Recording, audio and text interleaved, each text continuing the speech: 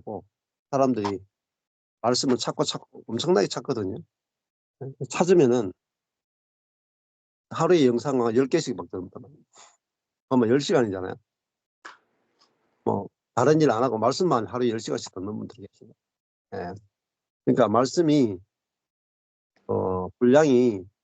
분량도 굉장히 많아야 돼요, 앞으로도. 그래서 뭐 다른 채널 들으시는 분들이 가서 하루에 10개씩 들으면은 다른 채널은 뭐 한 반년? 아니죠. 몇 개월만 들으면 거의 다 들어버리죠. 예, 더 이상 들을 게 없어요. 근데 저는 뭐 3,700개니까 1년 들어도 다 못 듣거든요. 그리고 또 1년 들어도 계속 말씀이 올라가니까, 그래서 말씀이 풍성하게 공급되는 만큼 진짜 중요한 게 없고, 우리도 살아갈 때 사실 삼시세끼 밥 먹는 것보다 중요한 게 없거든요.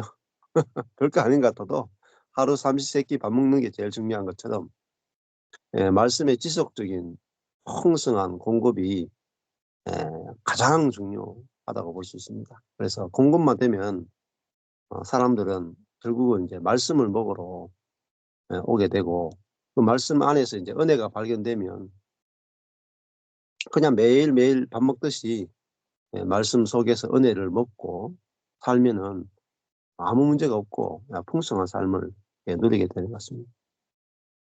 오늘 요한복음 16장 부분 보도록 하겠습니다. 요한복음 15장이 굉장히 중요한 말씀이었습니다.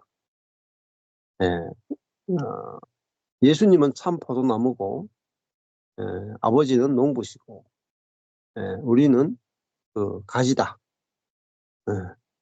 그래서 예수와 나는 포도나무와 가지의 관계다. 그래서 내가 예수 안에 있으면, 예수 그리스도 안에 있으면 저절로 열매를 맺는다. 그리스도 안에 있다. 그것이 뭐냐? 그건 사랑 안에 있는 거다. 어떤 사랑이냐? 나의 사랑 안에 거하라. 사랑이니까 우리와 연합해 주시고 우리에게 끊임없이 자신의 생명을 자신의 모든 것을 죽음과 부활과 성천과 성령 강림을 우리에게 주시는 저절로 열매 맺게 해주시는 그 사랑 안에 거하고 있으면 된다. 아무것도 하지 않아도 저절로 되는 거죠. 그래서 이번에 그 은혜의 비밀 가운데 이제 노력하지 않아도 됨의 비밀 책을 오늘 아마 이 복사집에서 제본을 아마 다 끝내고 오늘 아마 나올 것 같아요. 그래서 제일 첫 번째 책인데 노력하지 않게의 비밀 이렇게 돼 있거든요. 스티븐 맥베이 책은 노력하지 않게의 비밀인데 노력하지 않게의 비밀 이렇게 번역해 놓으니까 노력하지 않으려고 노력해요. 그래가지고 그 제목을 좀 바꿨어요. 그냥 노력하지 않아도 됨의 비결 이렇게 바꿨습니다. 그래야 정확한 번역이 될 것 같아요. 그래가 책을 한 90페이지 정도 되는데 첫 번째 책을 노력하지 않아도 됨의 비밀 책을 지금 만들어서 아마 지금 오브서울 집회 때부터 지금 판매를 시작하고 있습니다. 그래서 이 스티븐 맥베이의 11가지 비밀 그걸 이제 균형 있게 보게 되면 내가 어느 부분에서 이제 빠져 있는가 보고 이렇게 복음의 결핍이 생기지 않도록 이렇게 조절하면 균형을 잡기에 굉장히 쉽거든요. 그래서 그 첫 번째 비밀이 이제 노력하지 않아도 됨의 비밀이잖아요. 자, 노력하지 않아도 된다는 것은 우리가 늘 안식할 수 있다라는 거죠.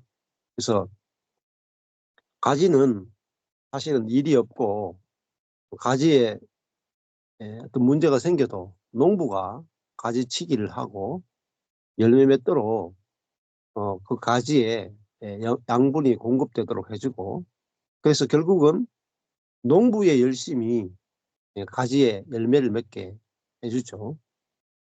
그래서 농부가 그 포도나무 뿌리에 양분을 잘 공급하도록 해주면 포도나무는 그 양분을 받아서 가지에 공급하면 가지는 아주 풍성한 포도가 맺히게 됩니다. 벌레가 오더라도 가지가 없애는 게 아니라 농부가 벌레를 없애주고 결국은 농부의 열심히 가지에 열매를 맺게 하는 거죠. 그것처럼 우리의 삶도 우리의 열심이 아니라 그 농부의 열심이 결국은 그 포도나무인 그리스도를 통해서 우리에게 자동으로 열매를 맺게 합니다. 그래서 전혀 열매를 맺는 데 있어서 노력은 전혀 필요하지 않다는.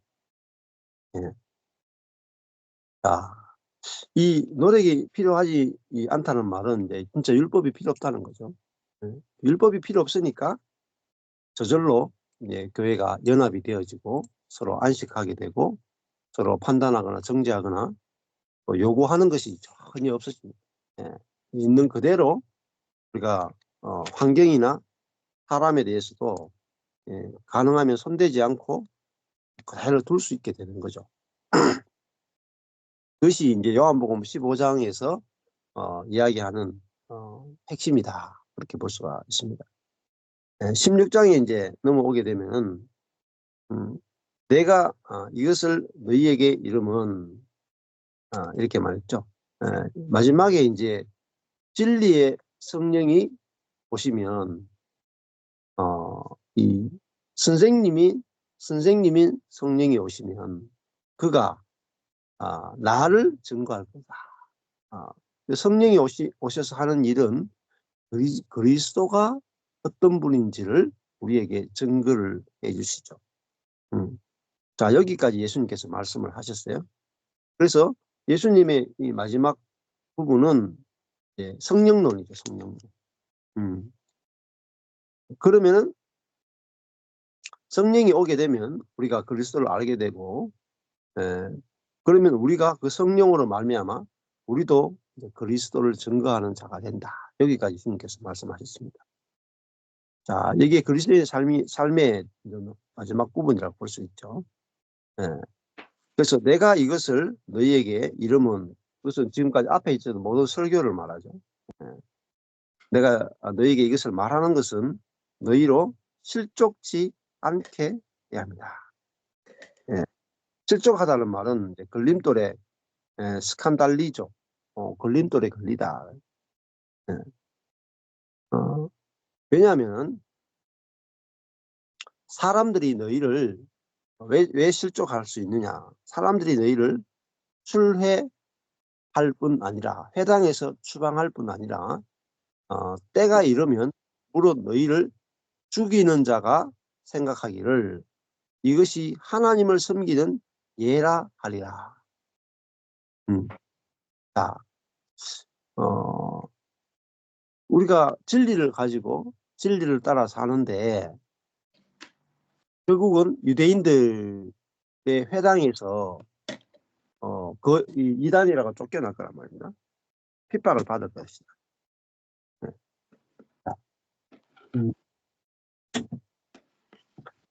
그러면 좀 당황할 거 아니에요, 사람들이. 와, 내가 진리를 전하는데, 복음을 전하는데 왜 내가 이런 쫓겨나야 되는가, 핍박을 받아야 되는가. 그래서 혹시 내가 잘못된 진리를 알고 있지 않는가, 이렇게 실족할 수 있다는 거죠. 근데 그것은 그게 아니고 진리를 따라 살게 되면 반드시 공격을 받게 되고 핍박을 받게 된다는 거죠. 때가 이르면 무릇 너희를 죽이는 자가 생각하기를 심지어는 죽임까지 당할 수 있다라는 거죠. 자, 그 죽임을 당하다 하는 것이 앞에도 했죠. 15장 18절부터 보면은 세상이 너희를 미워하게 될 거다. 너희보다 먼저 나를 미워했다. 너희가 세상에 속하였으면 세상이 자기 것이기 때문에 너희를 사랑하지만은 너희가 세상에 속하지 않기 때문에 세상이 너희를 미워하리라. 이렇게 되어 있어요. 이 세상 안에는 율법적인 종교도 인본주의적인 종교도 다 들어가요. 결국은 우리가 세상과 완전히 다른 게 뭐냐? 이게 복음이고 교회이잖아요. 세상과 완전히 다르기 때문에 세상이 교회를 핍박할 수밖에 없습니다. 세상 나라가 하나님 나라를 핍박할 수밖에 없어요. 왜냐하면 교회가 올바르게 딱 쓰면은 세상이 거짓이라는 것이 드러나기 때문에 어쩔 수가 없어요. 그래서 세상은 자기가 거짓이라는 것이 드러나는 것이 두렵고 싫기 때문에 공격할 수밖에 없다라는 것입니다. 자, 뭐 제가 이 은혜의 복음을 전하잖아요. 우리가 은혜의 복음을 전하면 다 은혜 받을 것 같지만 꼭 그런 건 아니다 말입니다. 왜냐하면 이 절대적인 은혜의 복음을 전하면 그 율법주의에 있는 사람들이 자기가 갖고 있는 신앙이나 생각이 다 율법주의고 가짜라는 것이 드러나기 때문에, 즉 자기 자신이 가짜라고 그렇게 여겨지기 때문에 공격할 수밖에 없다 말이에요. 공격 안 하면 자기가 가짜가 되기 때문에. 그래서 진리는 우리가 진리를 전하면 거짓으로부터 반드시 공격이 있게 되는 거죠. 당연한 겁니다. 그래서 우리가 미움을 받지 않으면 오히려 문제가 있어요. 그래서 15장 20절에 내가 너희들어 종이 주인보다 더 크지 못하다 한 말을 기억하라. 사람들이 나를 핍박하였은즉 너희도 핍박할 터이요. 그렇게 되거든요. 우리가 핍박이 없다, 환영만 받는다, 그러면 세상과 같은 거예요. 왜? 같으니까 환영을 받고 사랑을 받죠. 다르면 핍박을 받게 됩니다. 그래서 앞에는 이제 주로 세상이었어요. 세상으로부터 핍박받는 건데 이제 16장 2절에는 뭐냐? 이것이 하나님을 섬기는 예라 라고 한다는 것은 뭐냐면 종교로부터 핍박받는다. 율법주의적인 종교로부터 이제 핍박까지 들어오는 거죠. 세상의 핍박만이 아니라 같이 하나님을 섬기는 사람들로부터 핍박이 들어올 거라는 거예요. 네. 어떤 핍박이냐? 본인들은 야, 하나님을 내가 이렇게 저 사람을 핍박하는 것이 하나님을 제대로 섬기는 것이다, 이러면서 핍박할 거라는 거예요. 그러니까 자기가 진리라고 생각하면서 핍박할 거라는 거예요. 이게 이제 사도 바울이 이랬잖아요. 사도 바울이 하나님을 위해서 교회를 핍박했잖아요. 그러니까 똑같죠. 율법주의자는 항상 자기가 옳기 때문에 옳지 않은 사람들을 핍박하는 것은 정당하다, 이렇게 생각하는 겁니다. 그래서 공격하죠. 예.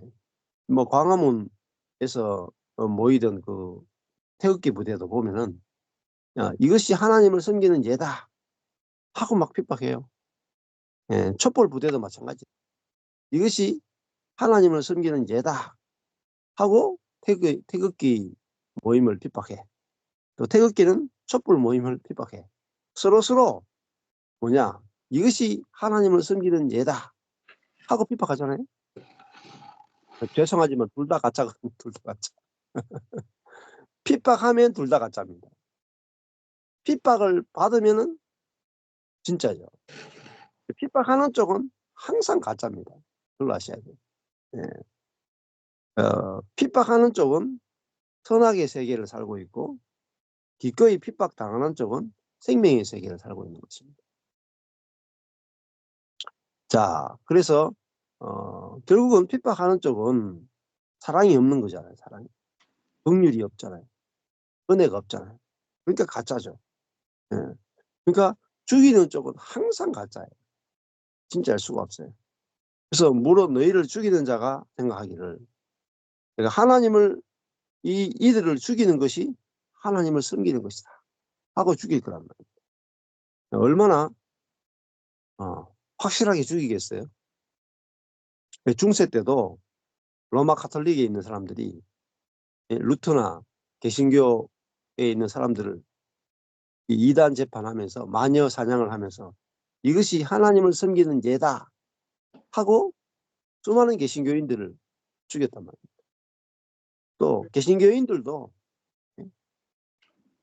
또 이단에 해당되는 사람들을 재판할 때 죽이기도 하고 또 뭐 신대륙으로 발견하고 또 막 원주민들을 죽일 때도 이것이 하나님을 섬기는 예라 하고 죽인 경우가 되게 많단 말이에요. 전부 다 이제 이게 율법주의와 인본주의에 빠져 있는 거짓된 신앙이죠. 예. 자, 그래서 이런 핍박이 당연히 있는 것입니다. 저도 14년 동안 뭐 핍박이 없었겠어요. 예. 뭐 여기저기 사방에서 핍박이 들어오죠. 예. 14년 동안 다 들었다는 말이 이단 같다는 말이죠. 예. 그런 말을 숱하게 들었어요, 숱하게. 그리고 이상하다 하고 가기도 하고 막 그랬잖아요. 예. 근데 그런 사람들은 다 공통점이 뭐냐? 아직 배가 부른 사람들. 배가 부른 사람은 예, 거친 음식을 못 먹어요. 근데 아파야 거친 음식을 예, 먹을 수가 있거든요. 예. 예. 그 진짜 복음은 사실은 누가 기준이냐면은 이 가난한 자가 기준이에요. 가난한 자. 예수님이 오셨을 때도 누구를 기준으로 복음을 전하시냐면은 죄인과 가난한 자, 심령이 가난한 자를 기준으로 복음을 전하시거든요. 그러니까 배부른 사람에게는 전혀 복음이 못 돼요. 그래서 바리새인 서기관 제사장은 다 복음을 걷어차는 겁니다.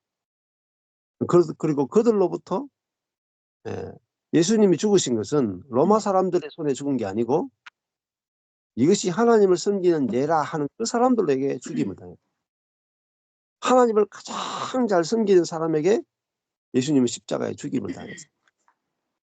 그러니까 이 종교라고 하는 것이 얼마나 무서운 것이고 종교라고 하는 것이 얼마나 사단에게 점령당한 것이냐 확실하게 보는 게 중요합니다. 예수님의 십자가의 죽음은 이방인들이나 죄인들에 의해서 죽임을 당한 게 아니라 하나님을 섬기는 사람들에 의해서 죽임을 당했어요. 이게 십자가예요. 그래서 우리가 우리의 방식으로 하나님을 섬기면 결국은 우리가 하나님을 십자가에 못 박는 거나 매 한 가지가 된다. 그래서 이 신앙의 길이 단순한 것 같아도 그렇지 않단 말입니다. 그래서 베드로도 그 겟세마네 동산에서 기도하다가 감람산에서 그 예수를 잡으려고 하는 사람이 왔을 때 말고의 귀를 칼을 꺼내가지고 잘라버렸잖아요. 자기가 주님을 섬기는 예로 타인의 귀를 잘라버렸어요. 근데 예수님은 칼을 든 자는 칼로 망한다. 그렇게 말씀하시면서 그 사람의 귀를 다시 붙여주셨죠. 그래서 우리가 진짜 진리를 알면 죽임을 당할지언정 죽일 수는 없는 것입니다. 이단 재판을 한다 할지라도 쫓아낼 수는 있어도 죽일 수는 없는 겁니다. 그러니까 우리가 이 복음의 길에 대해서 확실하게 아는 게 필요한 거죠. 자, 3절에 저희가 이런 일을 할 것은 아버지와 나를 알지 못합니다. 자, 저희가는 종교인들입니다. 하나님을 믿는 사람들. 하나님을 믿는 사람들이 똑같이 하나님을 믿는 사람들을 이 화형을 하고 죽이고 핍박하는 일을 할 것은 왜 그러냐면은 하나님을 믿는데 하나님을 아는데 지식으로 알기 때문에 아버지와 나를 알지 못한다 하는 걸 알다는 기노스코예요. 기노스코. 여기서 아버지와 나를 안다. 농부와 참포도나무를 안다. 자, 참 포도나무를 아는 비결이 뭐겠어요? 참 포도나무를 아는 것은 가지만이 알 수 있어요. 가지. 우리가 밖에서 이렇게 참 포도나무를 보면서 야, 지금 포도나무네. 포도가 열리네. 이거는 밖에서 아는 거죠. 밖에서. 근데 이게 밖에서 아는 것은 참 또 포도의 알을 먹어도 사실은 포도를 안다고 볼 수가 없어요. 여기서 기노스코 안다라 하는 건 뭐냐면은 연합되어서 아는 걸 말해요. 예. 이 포도나무와 같아지는 거예요. 같아지는 거. 이 가지는 포도나무잖아요. 예. 예수님은 참 포도나무고 우리가 가지란 말은 예수님과 내가 같은 생명이고 같이 연합되어 있고 같이 하나단 말입니다. 그것이 예수를 아는 거예요. 그러면 예수를 안다는 것은 뭐겠습니까? 예. 아, 예수님이 참 포도나무야. 알았어요. 나는 참 포도나무가 아닌 존재로서 나는 가짜인데 예수님을 보고 참 포도나무야. 이거 아는 게 아니잖아요. 예수님이 참 포도나무라면 내가 참 포도나무와 연합된 가지라면 내게서 반드시 참 포도가 열려야 내가 예수님을 참 포도나무로 아는 겁니다. 네. 그러니까 같은 생명이 아니면 모른다는 개념이죠. 여기서 안다는 개념은 연합되어서 같은 생명이라 됩니다. 예수님이 십자가에 못 박혀 죽으러 오셨잖아요. 그러면은 예수를 안다는 게 뭐냐? 아, 예수님이 십자가에 달려 죽었다. 죽으러 오셨다. 이게 아는 게 아는 거냐? 아니에요. 그건 모르는 거예요. 예수님이 십자가에 달려 죽으러 오셨다. 많은 분들이 다 알죠. 웬만한 사람은 예수님이 십자가 달려 죽은 거 다 알죠. 근데 나는 이제 실제 삶에서 내가 십자가에 달리는 게 아니라 다른 사람은 십자가에 못 박는단 말이에요. 아내를 십자가에 못 박고 남편을 십자가에 못 박고 형제를 십자가에 못 박고 그러면서 나는 십자가에 못 박힌 그리스도를 안다 한단 말이에요. 그건 모르는 거예요. 네. 여기서 안다는 말은 예수님이 십자가에 못 박혀서 의인이 죄인을 위해서 죽었단 말이에요. 그러면은 예수를 안다는 것은 예수와 연합되어서 내 속에서 의인이 죄인을 위해서 기꺼이 죽는 그 생명이 내게 나올 때 그것이 그리스도를 아는 것이고 또 그리스도를 보내신 아버지를 아는 겁니다. 네. 그래서 안다는 개념은 내 존재로 안다는 거예요. 존재로. 네. 이 개념이 바로 15장과 16장에서 연결되는 안다라는 개념. 그러면 아버지와 예수를 알면 어떻게 되겠어요?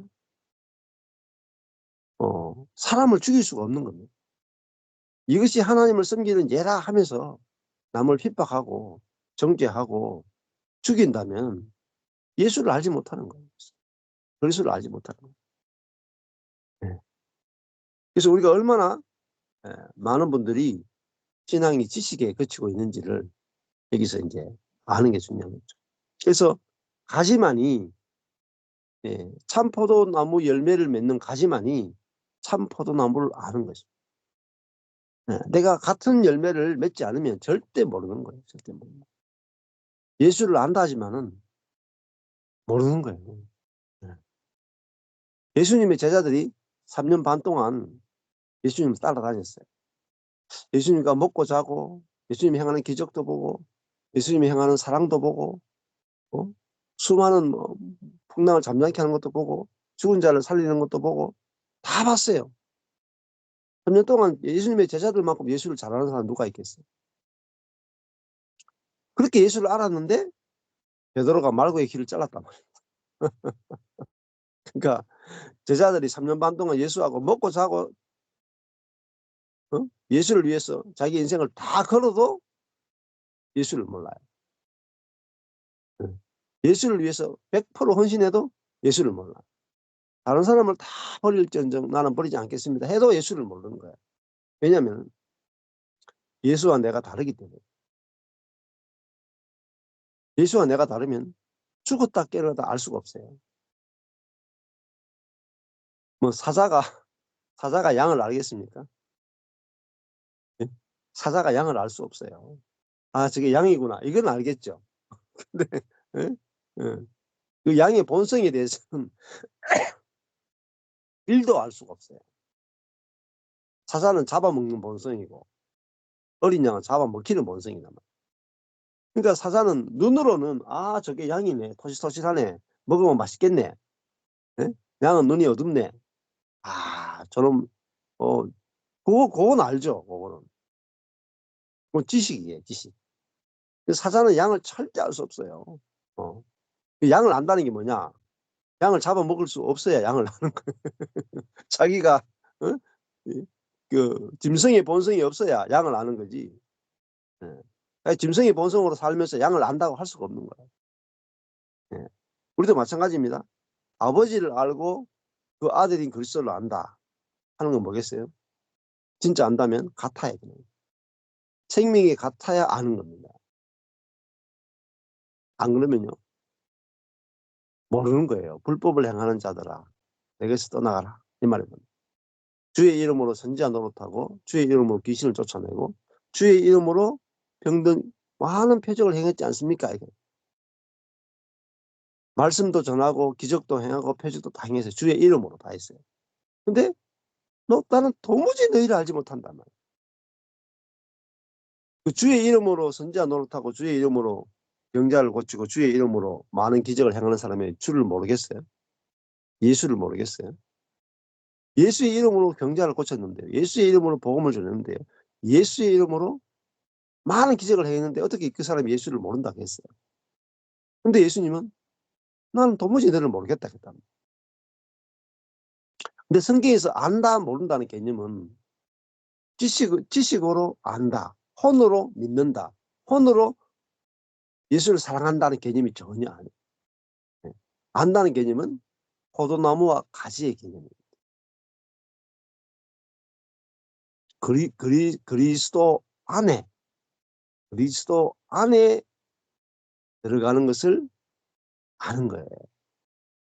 예수와 내가 연합하여 하나가 돼야만 아는 겁니다. 예. 분리된 상태에서는 절대 예수를 알 수 없어요. 자, 많은 그리스도인들이 이제 구원의 확신을 이야기합니다. 구원의 확신. 아, 내가 구원받았는가? 구원받지 않았는가? 이런 이제 고민이 들죠. 그래가지고 구원의 확신에 대해서 이야기를 많이 하거든요. 그래서 옛날에 오카노 목사님도 당신 구원받았습니까? 물어보거든요. 어떤 사람은 쭈뼛쭈뼛하고 어떤 사람은 아멘 하고 막 이러거든요. 근데 아멘 구원의 확신이 있는 사람 보면은 뭔가 행동이 좀 달라.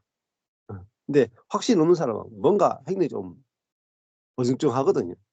예. 그리고 구원받은 사람은 항상 그 기쁨과 이런 게 있고 구원받지 못한 사람은 뭔가 좀 이렇게 교회를 섬기면서도 뭔가 기쁨이 별로 없어. 그래서 오카노 목사님은 구원의 확신을 굉장히 중요하게 얘기했습니다. 자, 내가 구원받았다는 확신과 기쁨이 있으면 정말 구원받았느냐? 아, 그것도 아니에요. 자, 진짜 구원은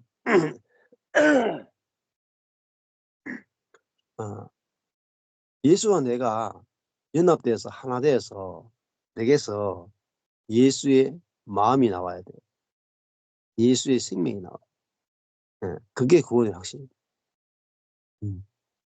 자, 내게서 예수의 생명이 부활의 생명이 나올 때 구원의 확신을 안 가지려고 해도 안 가질 수가 없어요.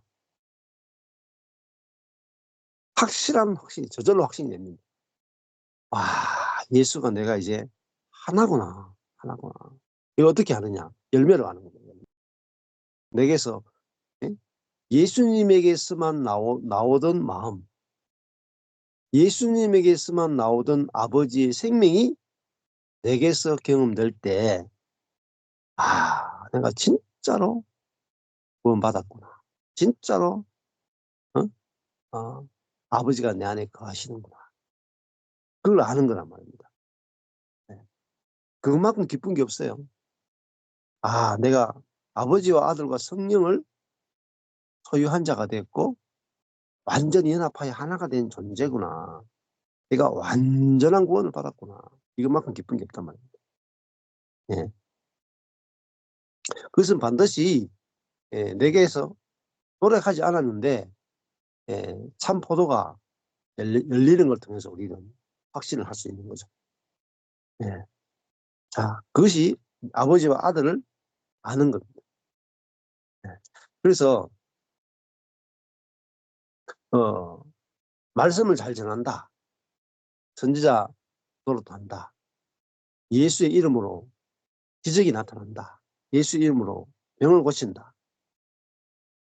그럼 뭐 사역자도 많잖아요. 유튜브에 보면 예수 이름으로 막 귀신 쫓아내고 예수 이름으로 병을 고치고 예수 이름으로 막 기적을 행하고 예수의 이름으로 막 말씀을 놀랍게 전하고 이런 분들 되게 많단 말입니다. 막 뜬단 말입니다. 근데 그게 아버지와 아들을 아는 게 아니에요. 그걸로 아버지와 아들을 안다고 할 수가 없단 말이에요. 아버지와 아들은 같은 생명이에요. 같은 생명. 아버지가 아들을 낳았잖아요. 예수님이 하나님의 아들이란 말은 아버지와 아들이란 관계란 말이에요. 아버지와 아들은 아버지는 자기 생명으로 아들을 낳아요. 아들은 아버지의 생명을 받은 존재를 아들이라고 합니다. 우리가 아버지를 안다 하는 건 뭐겠어요? 그거가 똑같아요. 제 아들이 이제 전시원이잖아요. 전시원. 저는 전철권인데 제가 우리 아들 전시원을 나왔어요. 근데 여러분이 저를 아는 거하고 전시원이가 저를 아는 건 다릅니다. 여러분은 저를 지식으로 알고 전시원이는 자기를 보면은 자기 자신을 보면은 나를 알아요. 자기 존재를 보면은 우리 아버지가 이렇게 생겼구나. 우리 아버지가 이런 기질이구나. 우리 아버지 건강이 이렇구나. 자기를 보면 알아요. 자기. 왜? 같은 생명이 있어. 그게 아버지를 아는 거예요. 내 자신을 보면서 아버지가 보여야 그게 아버지를 아는 거예요. 그냥 아버지를 보면서 아버지를 보는 것은 아직 아버지를 아는 게 아니에요. 네. 내 자신을 보는데 아버지가 보여야 된단 말이에요. 그게 진짜 아버지를 아는 거야. 내 존재로 아버지를 아는 거야. 이게 신약의 세계입니다. 얼마나 놀랍습니까? 내 자신을 보는데 내 안에서 아버지 마음이 나와요. 아버지 생명이 나와요. 아버지의 뜻이 나와. 아버지의 갈망이 나와. 아버지의 관점이 보여요. 아버지가 보듯이 내 눈에서 아버지의 관점으로 뭔가 보여. 내 마음에서 아버지의 마음으로 누군가가 보이고 환경이 보이고 뭔가를 볼 때 아버지의 지혜로 모든 것이 다 해석이 되고 내게서 아버지의 말씀이 나온단 말이에요. 내 존재를 통해서 내 안에서 아버지의 성분, 아버지의 마음, 아버지의 생명이 있는 것을 내 안에서 발견할 때 우리는 정말 아버지를 아는 거예요. 네. 그러니까 내게서 아버지가 나타나니까 내가 어떻게 이것이 하나님을 섬기는 죄라 하고 누군가를 죽이겠어요? 그럴 수가 없는 겁니다. 네. 내가 죽는 한이 있더라도 남을 살리는 그 아버지잖아요. 네. 그것이 진짜 아버지를 아는 거예요. 그래서 지금 그리스도인들이 기갈하고 목이 마르고 온 유튜브를 다 뒤지는 이유가 뭐겠습니까? 딴 이유가 있는 게 아니에요. 내 안에서 아버지가 발견되지 않기 때문에. 밖에 계신 하나님은 너무나 많이 들었는데 기갈은 내 배에서 아버지가 안 나오기 때문에 내 배에서 아버지의 생수가 안 나오기 때문에 내 배에서 아버지의 생명과 아버지의 마음과 아버지의 뜻과 아버지의 긍휼과 아버지의 은혜가 안 나오는 이상은 절대 영적인 목마름이 해결이 안 돼요. 그게 이제 수가성 우물가 예입니다. 자, 그러니까 요한복음 15장의 내용이 어마무시하게 중요하잖아요. 예수는 참 포도나무고 나는 가지다. 가지는 포도나무를 어떻게 하느냐. 자기에게 맺히는 것이 참 포도가 맺힐 때만이 포도나무를 아는 거예요. 가지는. 내가 참 포도나무에 가지구나. 열매로 아는 거죠. 자기 자신이 자기에게 맺히는 열매로 내가 진짜 참 포도나무구나. 왜냐면요. 모양은 우리 모양이 들포도나무거든. 들포도나무. 지금까지. 우리 모양이나 모습을 보면은 내게 무슨 참 포도가 맺히겠냐. 내 모습을 보니까 들포도나무 가지라. 근데 내 모습은 들포도나무 가지인데 내게 맺히는 게 참 포도가 맺혀버려요. 그때 우리는 내게 맺히는 그 참 포도를 딱 보면서 모습은 들포도나무 가지지만 내가 참 포도나무구나. 확신이 드는 거예요. 그게 구원의 확신이에요. 네.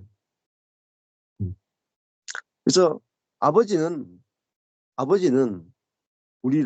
우리에게 확신을 주시는데 우리에게 참 포도가 맺히게 함으로 우리가 아버지와 하나인 것을 증거해 주신단 말이죠. 성령이 우리에게 열매를 맺히게 하면서 우리에게 증거를 해주십니다. 증거. 내게서 성령의 열매가 안 맺히면 내가 아직 진정한 믿음이 못 들어온 거예요. 진정한 믿음을 아직 체험 못한 거야. 그렇다고 내가 하나님께 버림받았다는 게 아니라 아직까지 체험이 안 됐단 말이에요. 체험이. 그래서 저절로 내게서 성령의 열매가 맺히도록 성령께서 증거를 해주신다는 거죠. 성령이 오시면 그가 나를 증거해 주신다. 그리스도를 증거해 주신다. 내 존재를 통해서. 그러니까 이게 너무너무 쉬운 세계입니다. 하나님을 믿는 것이, 하나님 아는 것이 지식으로 아는 거하고 내 존재를 통해서 아는 것은 너무 다른 세계예요. 하나님 어디 계시냐? 내 안에 계신 거예요. 내 안에 계실 뿐만 아니라 나와 완전히 하나 됐습니다. 나와 하나님이 구분이 안 될 정도로 완전히 연합돼 버려요. 내 영과 주님의 영이 완전히 하나인 거예요. 커피 가루하고 뜨거운 물하고 딱 만났는데 완전히 그냥 커피 물이 돼버렸어요. 나눌 수가 없어. 이제는. 둘일 때는 뜨거운 물과 커피 가루가 둘일 때는 구분이 확실히 되는데 딱 섞이는 순간에 이 분리해가 추출해내기 힘들어요. 물을 뭐 팔팔 끓이면 물이 나오고 커피가 나오겠지만 그래도 100% 다 하기 힘들다. 야, 아버지와 내가 하나이다. 예수님도 아버지와 내가 하나인 거지. 저희들도 하나가 되게 하옵소서. 이게 예수님의 가장 놀라운 기도예요. 네? 아버지와 아들이 하나인 것처럼 저희도 우리와 하나가 되게 해주십시오. 그 기도가 우리에게 이루어졌단 말입니다. 야, 이것만큼 큰 축복이 없어요. 그러니까 아버지는 우리가 참포도나무 밭에 농부이신 아버지는 우리에게 참포도가 맺게 하십니다. 아버지의 열심으로. 우리에게 성령을 보내서 성령을 보낸 이유는 성령의 열매를 저절로 맺도록 성령을 보냈어요. 그래서 성령께서 우리에게 성령의 열매를 맺게 함으로 말미암아 우리가 하나님의 아들인 것을 기꺼이 증거해 주십니다. 열매를 맺는데 우리의 노력이 필요 없어요. 성령께서 뭐예요? 증거해 주십니다. 얼마나 좋은 성령님입니까? 여러분 복음을 들으면 하나님과 그리스도와 성령님을 좋아할 수밖에 없어요. 예, 그분을 누릴 수밖에 없어요. 예. 그러니까 진짜 하나님 아는 게 이런 거구나. 내 존재로 안다. 내 존재가 얼마나 귀합니까 여러분. 내 존재가. 내 존재가 얼마나 온전합니까. 내 존재가 성령의 열매가 맺히는 가지예요. 농부는 가지를 너무 소중하게 생각합니다. 막 전지를 막 하죠. 막 자르지만은 농부는 가지를 정말로 소중하게 여겨요. 왜?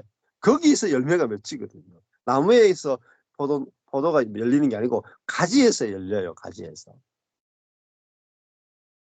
네? 농부는 가지를 정말 정말 중요하게 여깁니다. 왜? 거기서 열매가 열리고 농부는 그 열매를 자신이 먹는 거예요. 가지가 먹는 게 아니라 농부 자신이 열매를 먹기 위해서 가지에서 열매를 맺게 하는 거예요. 그러니까 하나님도 가지에서 열매가 안 맺으면 먹을 게 없어요. 드실 게 없어. 굶주리신다면. 그래서 농부는 자기가 먹기 위해서 그렇게 열심히 열매를 맺게 하는 거예요. 그러니까 우리에게 열매를 맺느냐 안 맺느냐는 사실 잘 생각해 보세요. 가지는 열매 안 맺어도 괜찮아. 어차피 내가 먹을 것도 아닌데. 안 그래요? 이 열매는 누가 먹을 거냐? 농부가 먹을 거야. 농부가. 그러니까 누가 열심히 하겠어요? 이 봄부터 겨울부터 가가지고 막 우리 전부 포도밭이잖아. 농부 가서 처음부터 전지한다니까요. 다 자르고. 응? 또 막 가서 막 이렇게 막 묶고 있잖아요. 자라면 또 막 비료를 갖다 주고 막 농약을 치고 막 위에 막 이렇게 비닐을 덮고. 왜 농부가 그 돈 들여가지고 막 딱 뺏쳐서 가서 막 구불해가지고 일하고 왜 그렇게 합니까? 자기가 포도를 먹고 싶어서 자기가 먹으려고 그렇게 열심히 하는 거라. 응? 그 열매를 누가 간절히 열매를 맺기 원해요. 근데 수많은 그리스도인들이 착각을 해요. 응? 양차 영차 끙끙끙 하면서 자기가 열매 맺어가지고 자기가 먹으려고 그렇게 노력한다니까. 응?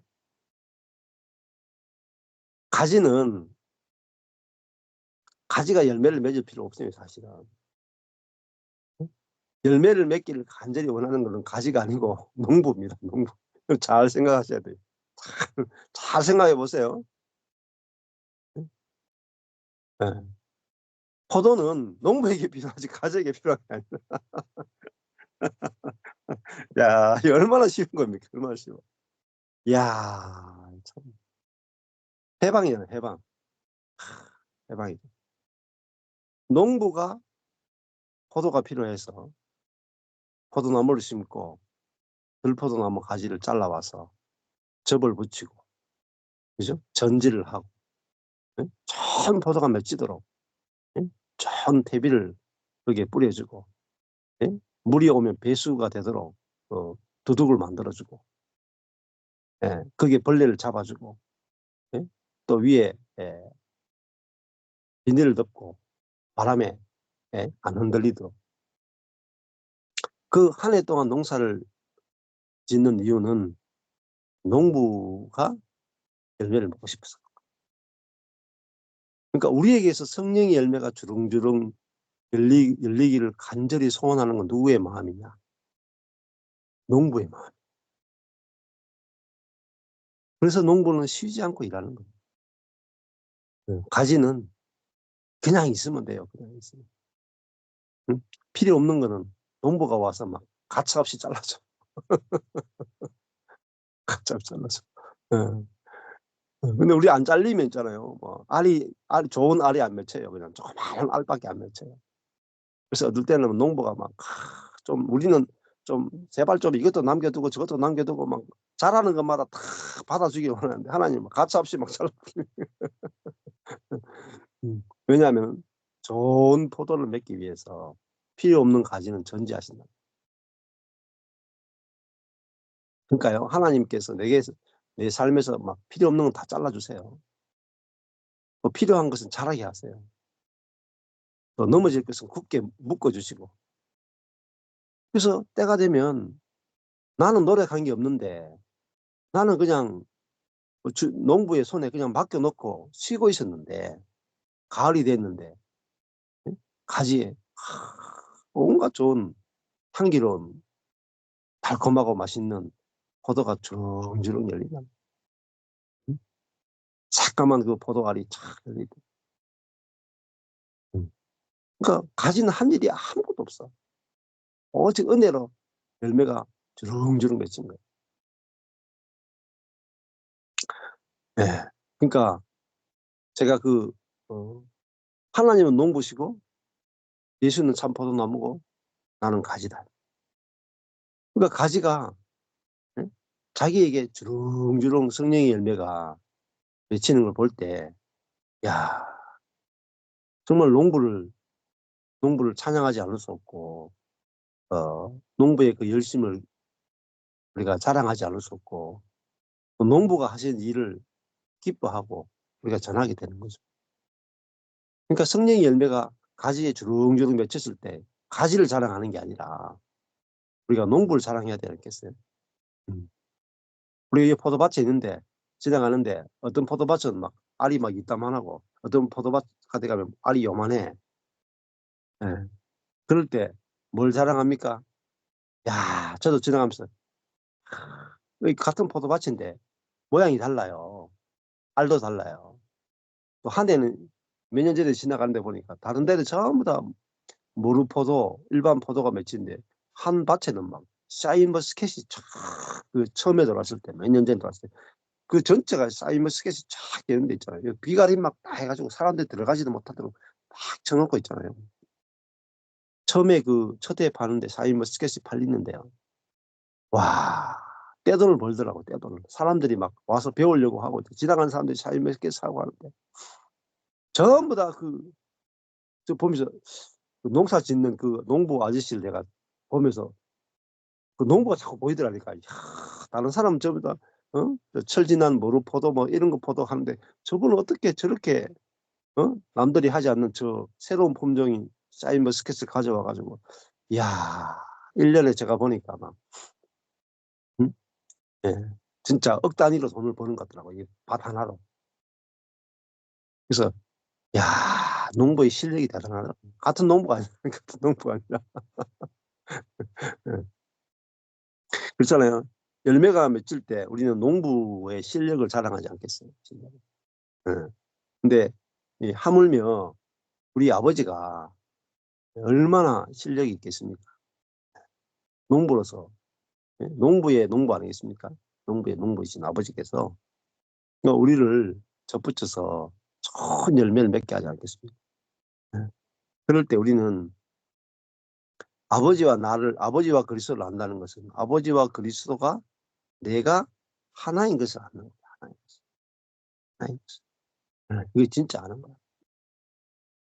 그래서 성도들이 이런 성도들이 다 나오면 어떻겠어요? 예. 아버지와 아들과 내가 한 생명인 것을 아는 성도들이 일어난다면 포도밭에 포도가 주렁주렁 다 맺힐 거예요. 마치 그냥 일반 포도밭 주변에 사이머스켓 농장이 생기니까 일반 포도밭은 다 영광이 다 죽어요. 사이머스켓 그 농장 하나가 그냥 일반 포도밭 10개 이상의 수확을 자랑한다. 그 영광에 다 취한다. 가다가 다 써가지고 그 집에 가서 다 어떻게 이런 좋은 포도를 만드는지 다 배우려고 하는 거야. 예. 이것이 아버지와 아들을 아는 세계입니다. 예. 그러면 이 좋은 어, 예, 포도를 맺는 가지도 농부와 함께 영광을 함께 얻는 거죠. 예. 그 농부의 영광 그리고 포도나무의 영광을 비록 들포도나무 가지지만 들포도나무 가지도 함께 영광에 참여하는 거죠. 예. 그래서 저도 어제도 이제 누가 전화가 와 그런 이야기 했거든요. 제가 은혜의 복음과 그 십자가 죽음과 부활의 복음을 전하는데 무엇으로 제가 전하는 복음이 진짜 라는 것을 알려주느냐. 여러분들입니다. 여러분. 예. 여러분들이 예, 좋은 열매를 맺으면은 이게 진짜라는 게 증명이 될 거고, 여러분에게 좋은 열매가 안 맺으면은 내가 전하는 복음이 가짜라는 게 안 그렇겠어요? 여러분도 마찬가지입니다. 여러분이 전하는 복음이 예, 복음을 받아들이는 사람에게 떨어졌을 때, 복음을 받아들이는 사람 속에서 좋은 열매가 맺히면 여러분이 전하는 복음이 진짜로 증명이 되는 거잖아요.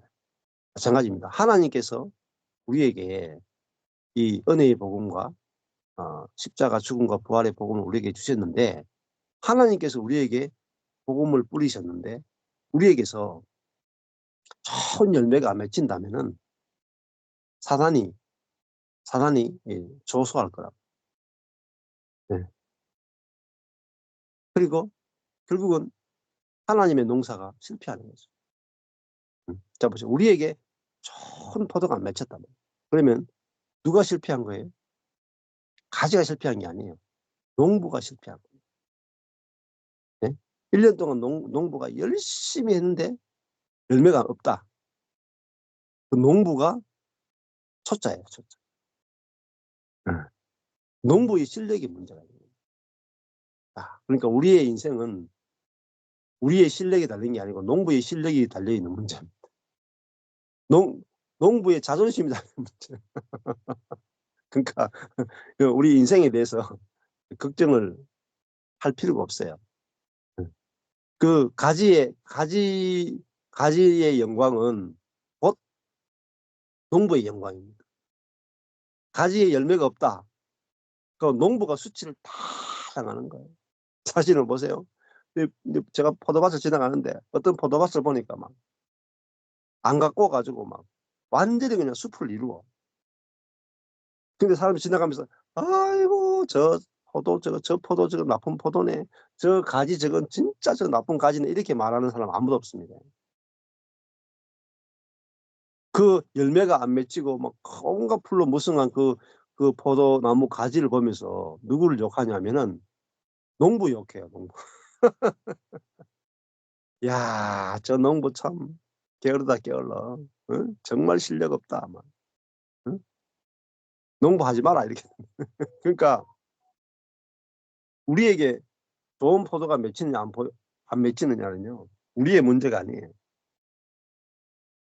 농부의 영광이 문제고, 농부의 자존심이 문제고, 농부의 실력이 문제고, 농부의 지혜의 문제예요.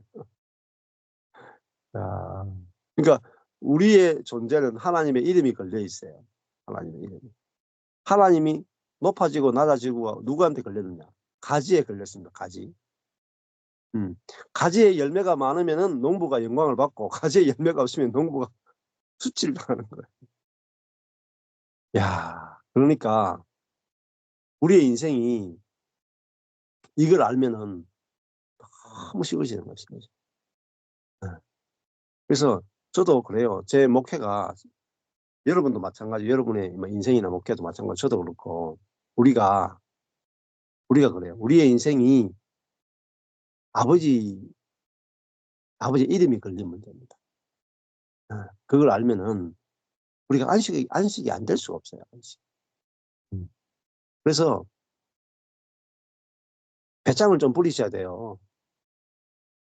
가지가 망하면 농부가 욕을 먹잖아요. 그러니까요. 내 인생은 주님의 영광이 달렸으니까 주님 마음대로 하세요. 이렇게 하셔야 돼요. 네? 이 정도는 돼야 뭐 예수 믿는 기쁨이 아니겠습니까? 내 망하면 나는 그냥 막 뭐 사람에 불과하니까 100년도 못 사니까 나는 망해도 괜찮습니다. 뭐 주님의 영광을 어쩌시려고 이렇게 아버지의 영광을 위해서 하십시오. 하셔야죠. 그게 얼마나 담대한 기도인지 몰라. 그러니까 뭐 저는 우리는 어차피 손해볼 게 없어요. 뭐 피조물에 불과한데 뭐 우리가 뭐 손해볼 거 뭐 있습니까? 우리가 먼지에서 와서 먼지로 가는데 우리는 뭐 손해볼 거 없어요. 어차피 시작할 때 먼지였기 때문에 진짜 손해볼 게 없어요. 근데 하나님의 손해볼 수 있단 말입니다. 농부가 이름이 떨어질 수 있단 말이에요. 그러니까 우리 인생이 아버지 이름이 걸린 문제구나. 그러니까 아버지께서 자신의 이름을 걸고 안 하겠어요? 요즘 한국에 이제 알리, 중국에서 만든 그 유통 앱 알리가 많이 떠가지고 중국 제품들이 막 사람들이 싸니까 막 사요.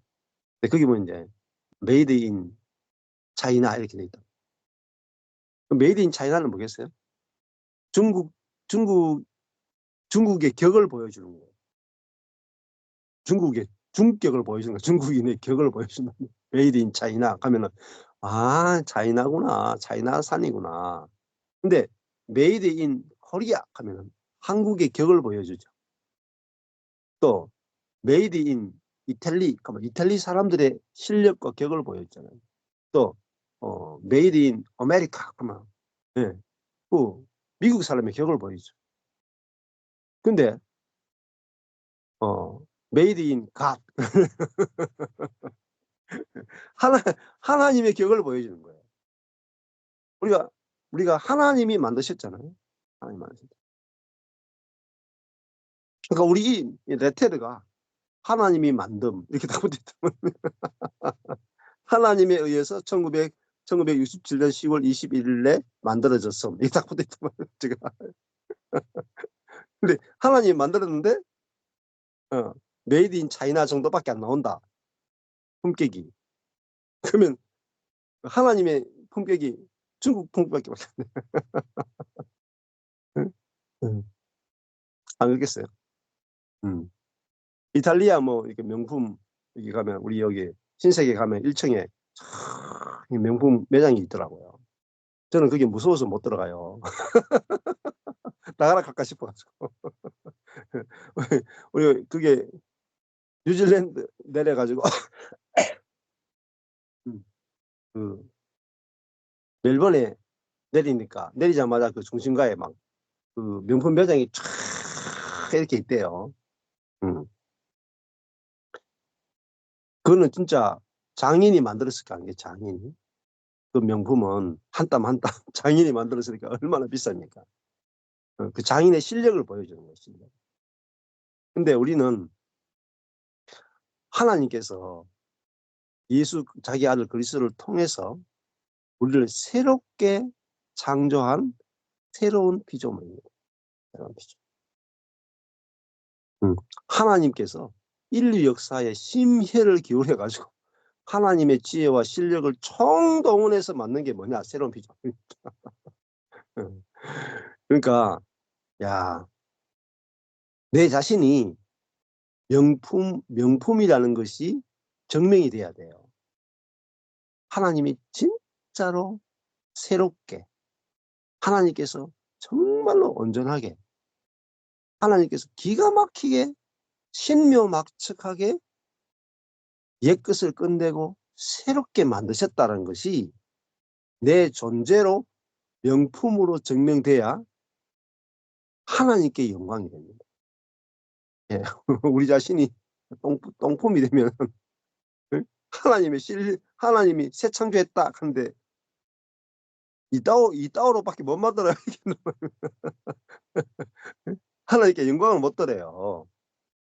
근데 내가 내 자신을 보는데 새로운 피조물로 보이고 내가 나를 보는데 어떻게 하나님 이렇게 만드셨어요? 어떻게 이렇게 새롭게 하셨어요? 어떻게 이렇게 내 속에서 신기한 게 나와요? 내가 밭이 불과한데 어떻게 내 속에서 보석이 나와요? 이렇게 돼야 진짜 아버지를 아는 것이고 아들을 아는 겁니다. 성령을 아는 겁니다. 네. 그래서 이 안다는 세계가 연합하여 하나가 되는 이 세계, 이게 진짜 아는 것이다. 이것만 되면은 우리가 모든 것은 다 저절로 다 바뀌어버립니다. 그래서 명품 하나가 있으면 그 주변이 다 달라지죠. 대구에도 신세계 1층에 명품 매장이 있으니까 다른 게 다 다 통하는 거예요. 그 1층에 명품 매장 싹 빼버리면요. 신세계 다 무너져. 다른 거는 별로 볼 게 없어. 명품 매장이 다 살려요. 매출이 굉장히 높습니다. 대구에 신세계 백화점이 돌아가지고 성공했어요. 대성공을 했어요. 대구에 뭐 하여튼 대구 태생 부자들이 많아요. 100억이 넘는 부자들이 좀 많아. 그래가지고 쇼핑을 많이 하는가 봐요. 잘 팔려요. 자, 그러니까 진짜 하나님께서 우리를 새로운 피조물, 진짜 우리는 그의 만드신 바라 하는 것은 명품으로 만들었다. 그래서 우리 존재가 이제 하나님을 증거하고 성령을 증거하는 존재이기 때문에 우리 존재가 얼마나 귀하고 하나님 보시기에 얼마나 소중하고 영광스러운 존재인지 우리가 매일매일 좀 누렸으면 좋겠습니다. 감사합니다.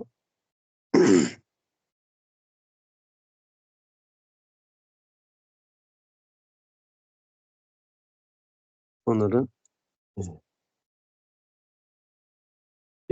6장 3절까지 했습니다.